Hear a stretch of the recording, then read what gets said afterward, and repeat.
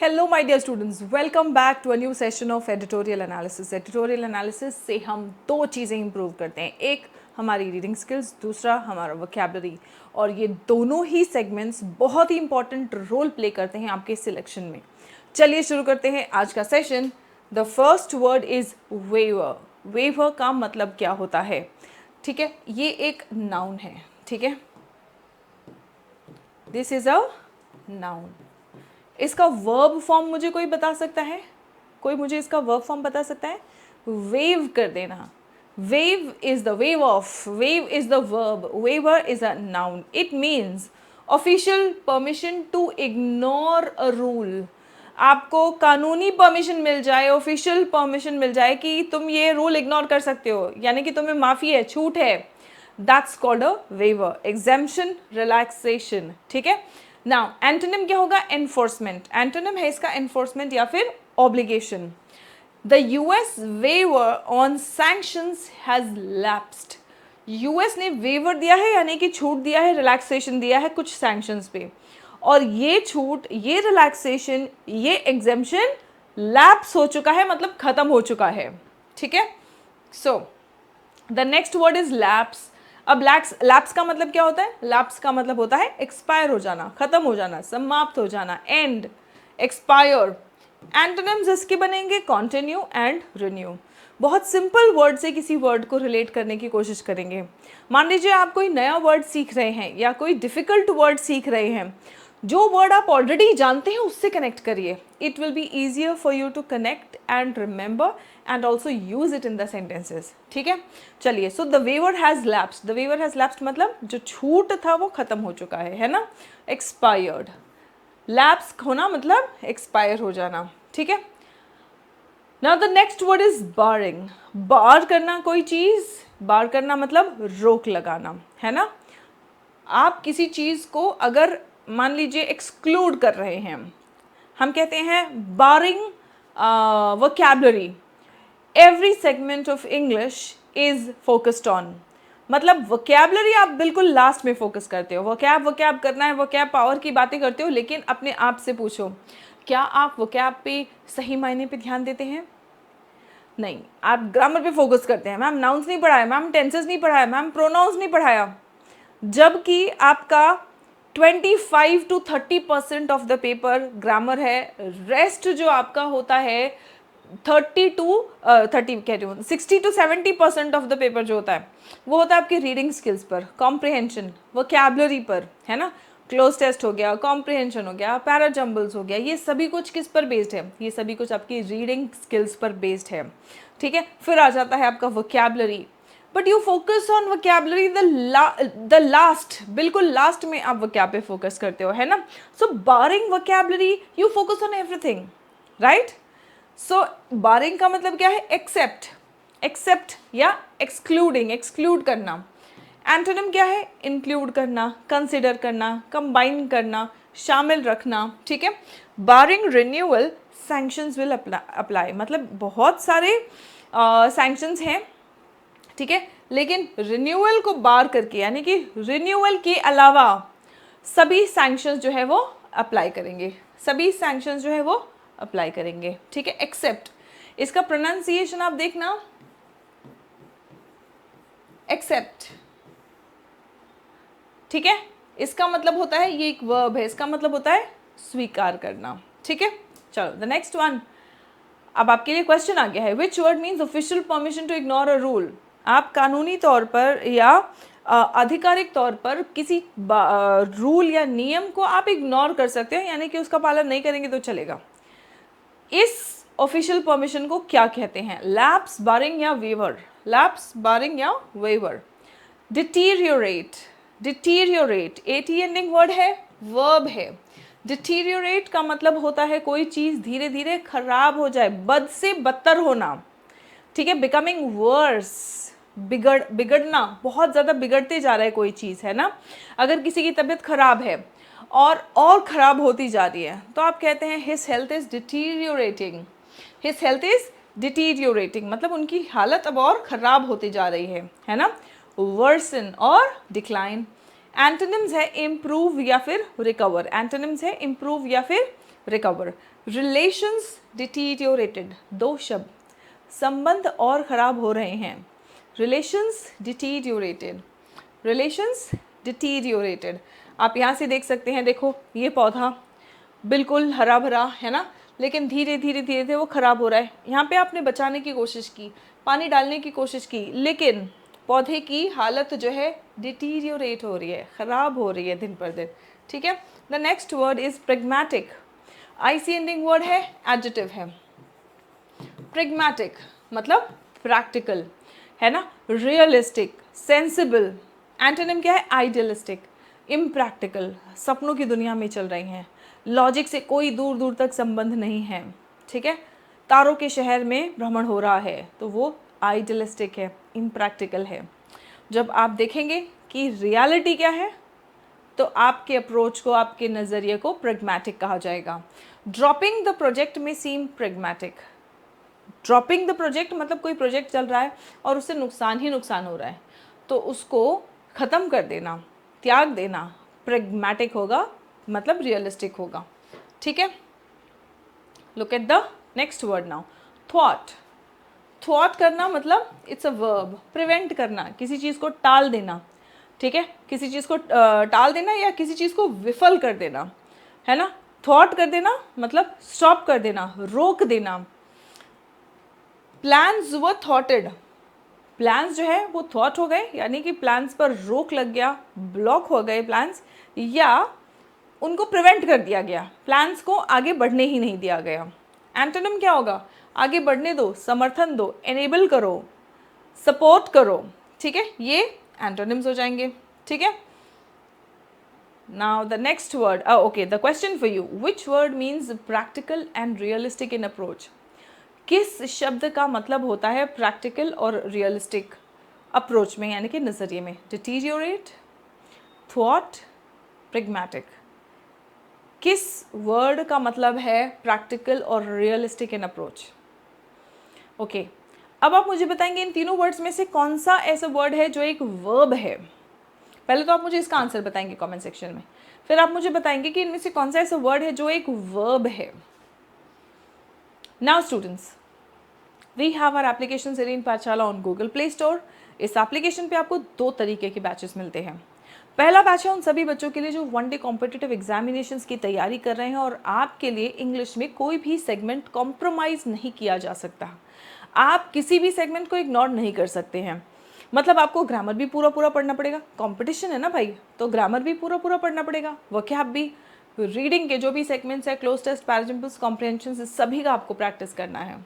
तो इसी के लिए है आपका कंप्लीट इंग्लिश फाउंडेशन बैच, जिस पर 200+ वीडियोस आपको मिल जाएगा, है ना। अब 200+ वीडियोस है, तो इसमें सफिशिएंट थियोरी और प्रैक्टिस क्लासेस है। प्रैक्टिस आपके प्रीवियस ईयर्स क्वेश्चंस का बेस लेके किया जाता है, ताकि आपको आपके एग्जामिनेशन में आने वाले क्वेश्चंस का सही सही अंदाज़ा और पैटर्न पता चल पाए। Now the next comes spoken English express batch. ये बैच उन सभी बच्चों के लिए जो अपने कम्युनिकेशन स्किल्स और कॉन्फिडेंस पे काम करना चाहते हैं। अब आप कोई रेस तो खेल नहीं रहे हैं, रेस में तो कोई आप हिस्सा ले नहीं रहे हैं, यहाँ पे तो कंपटीशन एक रेस है, यहाँ पे आपको सब कुछ आना चाहिए, आप कोई भी सेक्शन इग्नोर नहीं कर सकते हैं। यहाँ पर आपको कॉन्फिडेंस चाहिए, कॉन्फिडेंस ज़्यादा है प्रैक्टिस से। और इंग्लिश बोलने के लिए आपको सब कुछ आना ज़रूरी नहीं है, लेकिन इंग्लिश बोलने के लिए जो कुछ भी आना ज़रूरी है वो सब इस बैच में प्रैक्टिस कराया जाएगा। ठीक है, चलिए शुरू करते हैं। Okay, and before we proceed, बच्चों अभी आप लोगों के पेपर्स चेक होने के ही प्रोसेस में हैं। ठीक है, डिस्क्रिप्टिव एग्ज़ाम है तो टाइम लगेगा, बट येस, टियर 2 का जैसे ही आपका रिज़ल्ट आ जाएगा, यानी कि टियर 2 आप क्वालिफाई हो जाएंगे और लिस्ट में आपका नाम आ जाता है, तब आप लोग टियर 3 यानी कि इंटरव्यू बैच में एनरोल कर सकते हैं। आपका ऑफलाइन ऑनलाइन दोनों इंटरव्यूज़ है। सीट्स लिमिटेड है बिकॉज पैनल मेंबर्स का स्लॉट्स लिमिटेड है। ठीक है, सो आप ऑफलाइन ऑनलाइन जिस भी बैच में एनरोल होना चाहते हैं आप एनरोल हो सकते हैं, और हम बढ़िया से तैयारी कराएंगे। अभी तो हम करेंगे एडिटोरियल। टर्निंग पॉइंट यानी कि टर्निंग पॉइंट मतलब कोई ऐसा मोड़ जहाँ से काफ़ी बड़े बड़े बदलाव आएंगे, on the US and India's independent foreign policy. हम यूएस और इंडिया के इंडिपेंडेंट फॉरेन पॉलिसी की बात करने वाले हैं आज के एडिटोरियल में। The US is slicing away at India's ability to pursue an independent foreign policy. US क्या करने की कोशिश कर रहा है? Slicing away at India's, slice करना मतलब टुकड़े टुकड़े कर देना, है ना। So US is slicing away at India's ability to pursue an independent foreign policy. India का जो एबिलिटी है एक इंडिपेंडेंट फॉरेन पॉलिसी परस्यू करने का, इसी बात पर यूएस जो है वो स्लाइस अवे कर रहा है। The US has allowed its waiver of sanctions. US ने जो सैंक्शंस लगाया था उसमें छूट दी थी, है ना। तो यूएस ने अलाउ किया है कि चलो ठीक है, US has allowed its waiver of sanctions on Iran's Chabahar port to lapse on Sunday. ठीक है, संडे यानी कि अप्रैल 26 को ये लैप्स हो जाएगा, indicating that India is now at a crossroads on how to proceed with the port as a key connectivity initiative. अब India पर आ जाता है पूरा भार, है ना। India is at a crossroads. At a crossroads होना मतलब आप कंफ्यूजन में हैं, क्या करें, है ना। असमंजस में होना, धर्म संकट में होना, है ना, in a dilemma होना. So India is now at a crossroads on how to proceed with the port as a key connectivity initiative. Now barring a belated waiver, belated मतलब आप बोलते हो ना belated happy birthday, कब बोलते हो belated? मतलब जो पहले विश करना चाहिए था लेकिन लेट हो गया है, जो लेट हो गया है। तो वेवर रिन्यूअल, वेवर का रिन्यूअल यानी कि एग्जेम्पशन का रिन्यूअल जो पहले हो जाना था नहीं हुआ लेकिन अभी हुआ है। सो बारिंग a belated waiver, New Delhi must choose between accepting sanctions and abandoning its $620 million investment.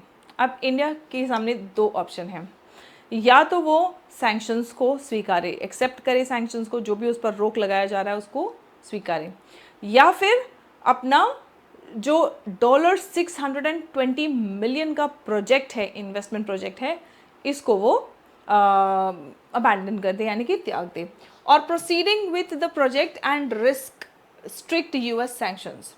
लेकिन अगर इस प्रोजेक्ट के साथ में वो प्रोसीड करेंगे तो स्ट्रिक्ट यूएस सैंक्शंस लग सकते हैं, इसका रिस्क है। India's start stop engagement with Iran on developing a facility at the Shahid Beheshti terminal at Chabahar goes back decades.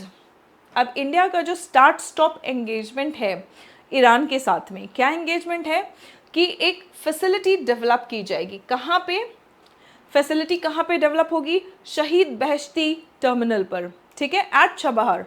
और ये डेकेड्स बैक से चल रहा है, ये नहीं कि अभी अभी शुरू हुआ है, दशकों पहले शुरू हो चुका था ये। And prime minister A.B. Vajpayee signed on MOU for the project in 2003। आप देख सकते हैं आज 2026 में आप हैं, है ना। तो हम कितनी पुरानी बात कर रहे हैं, ऐसा नहीं है कि ये अभी अभी हाल फिलहाल के कुछ सालों में या रिसेंट कोई बात है। However US pressure on India to postpone plans, लेकिन US जो है इंडिया पर प्रेशर डाल रहा है, ठीक है। वो कह रहा है कि भाई अपने प्लान्स जो है वो पोस्टपोन कर, ठीक है। India to postpone plans aimed at stopping Iran's nuclear programme. जो ईरान का न्यूक्लियर प्रोग्राम है उसको स्टॉप करने का उनका मकसद है, एम है। To construction delays, the Manmohan Singh government was unable to make much progress either. Manmohan Singh ji की सरकार जो है वो भी बहुत ज़्यादा प्रोग्रेस इस मामले में नहीं कर पाई। But continued work on the Zaranj Delaram highway to connect the Iran Afghanistan border. ये हाईवे ज़रांज दिलाराम हाईवे ये किसको कनेक्ट करता है? ईरान अफगानिस्तान को, बॉर्डर क्रॉसिंग को, टू काबुल, इसको कनेक्ट करता है। After the 2015 JCPOA, prime minister Narendra Modi's government signed a trilateral agreement with Iran and Afghanistan. Trilateral क्यों? India, Iran, Afghanistan. तो trilateral agreement साइन किया मोदी जी ने to advance trade and aid, trade and aid, aid यानी कि मदद, via Chabahar port and a highway to into Afghanistan. छबहार's importance grew, Chabahar का importance और बढ़ता गया। As ties with Pakistan deteriorated, जैसे जैसे पाकिस्तान के साथ में संबंध बिगड़ते गए वैसे वैसे छबहार पोर्ट का महत्व जो है वो बढ़ता गया। And it restricted India's transit access to Afghanistan. Afghanistan में जाने का इंडिया को जो रास्ता था, जैसे जैसे पाकिस्तान के साथ में संबंध बिगड़ते गए उन्होंने अफगानिस्तान जाने का रास्ता हमारा बंद करते गए, तो इसीलिए छबहार पोर्ट का और इम्पोर्टेंस बढ़ता गया। हावेवर फेट इंटरवीन्ड, फेट यानी कि किस्मत, however fate intervened again as US President Donald Trump walked out of the JCPOA and began a maximum pressure campaign against Iran। लेकिन फेट इंटरवीन होना मतलब दखल देना, किस्मत ने दखल फिर दे दिया है और प्रेसिडेंट डोनाल्ड ट्रंप ने वॉकआउट कर दिया है JCPOA से और उन्होंने मैक्सिमम प्रेशर कैंपेन शुरू कर दिया है ईरान के खिलाफ, अगेंस्ट ईरान बाय री इम्प्लीमेंटिंग ऑल सैंक्शंस। सभी सैंक्शंस दोबारा से लगा के ईरान पर उन्होंने ईरान पर दबाव डालना शुरू कर दिया। While India was forced by the US to give up Iranian oil imports, India को US ने फोर्स किया कि ईरान से सभी ऑयल इम्पोर्ट्स आप त्याग दें, गिव अप करें। And plans for the rail line के लिए भी जो प्लान्स थे वो भी गिव अप करने के लिए US ने प्रेशर किया इंडिया को। The US built a carve out for Chabahar, US ने एक कार्व आउट बनाया है छबहार के लिए, allowing India to send wheat and medical supplies to Afghanistan. उन्होंने एटलीस्ट ये तो रास्ता छोड़ दिया है कि चलो ठीक है तुम व्हीट और एड सप्लाईज जो हैं वो अफगानिस्तान भेज सकते हो। That carve out is now at an end, और ये जो उन्होंने छूट दी थी ये अब खत्म होने वाला है। With the Trump administration giving Delhi until this month to wind down its operations, Delhi को बोल दिया है इस मंथ के एंड तक अपने ऑपरेशंस वहाँ पे वाइंड डाउन करो। वाइंड डाउन करना मतलब ख़त्म करना, कम करना।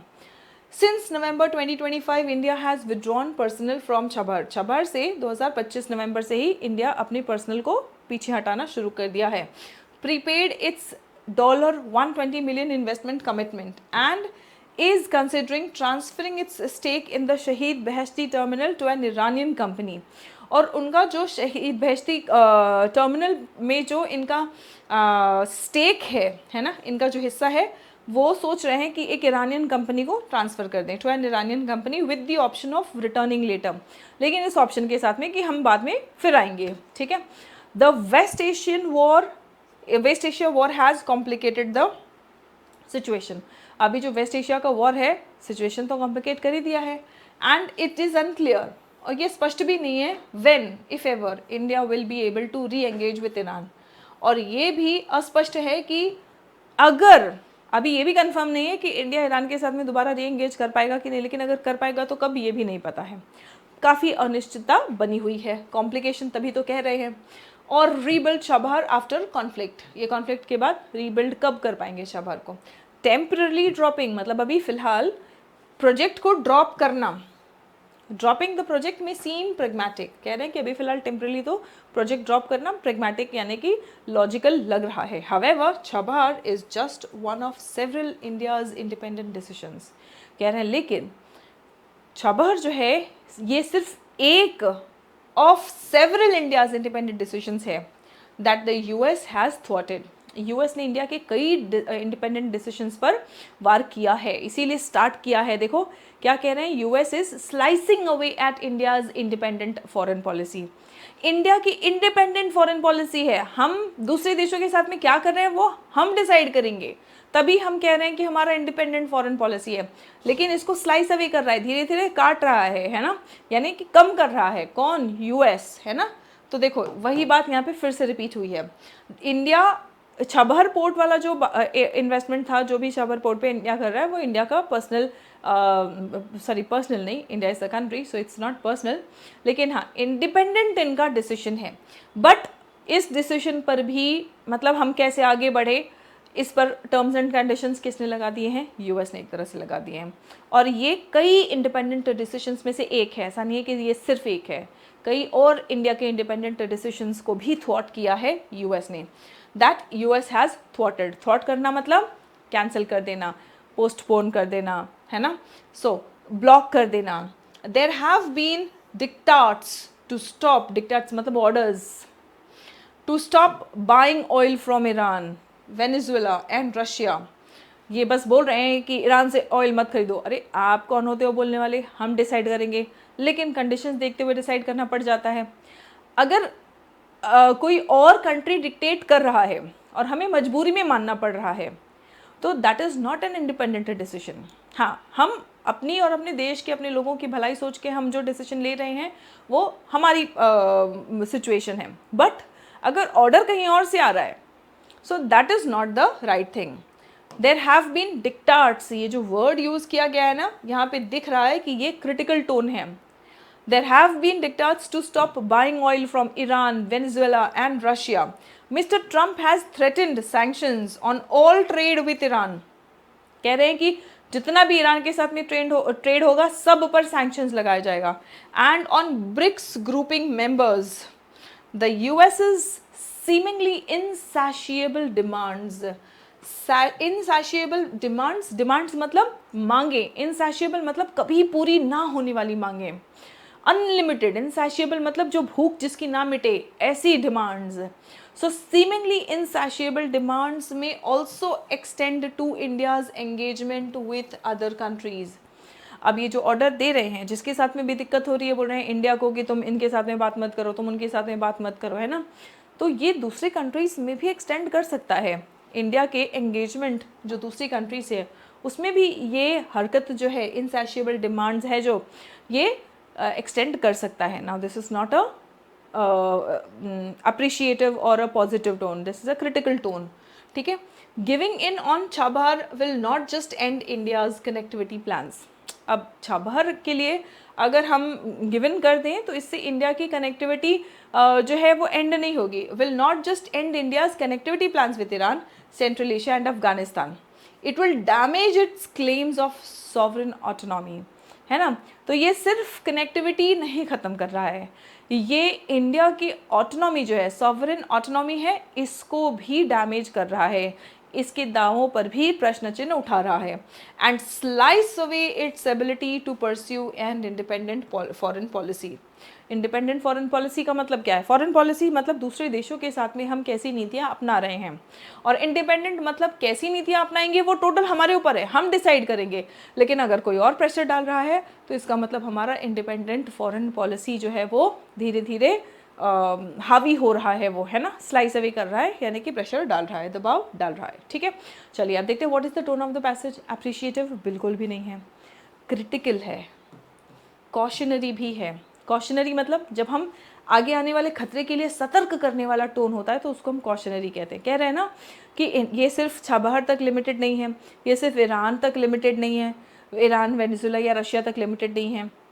ये जो यूएस का इनसैशिएबल डिमांड्स है, कभी न पूरी होने वाली जो डिमांड्स की भूख है, ये दूसरी कंट्रीज से हमारा जो संबंध है उस पर भी हावी होगा, वहाँ पे भी असर दिखा सकता है। तो ये कैसा टोन है? कॉशनरी टोन है, ठीक है। ह्यूमरस और इंडिफरेंट तो नहीं है। I hope you are very clear with these words, ठीक है ना। What dilemma does India face regarding Chabahar port? Chabahar port को लेके क्या डिलेमा, यानी कि क्या एट क्रॉस रोड्स हमने पढ़ा है ना, क्या चिंता है या क्या धर्म संकट है, क्या कन्फ्यूजन है? पोर्ट को सेल करना या और पैसे लगाना, whether to abandon the project और फेस यूएस सैंक्शंस, ये धर्म संकट है। अगर प्रोजेक्ट अबैंडन नहीं किया तो यूएस सैंक्शन लगाएगा, है ना।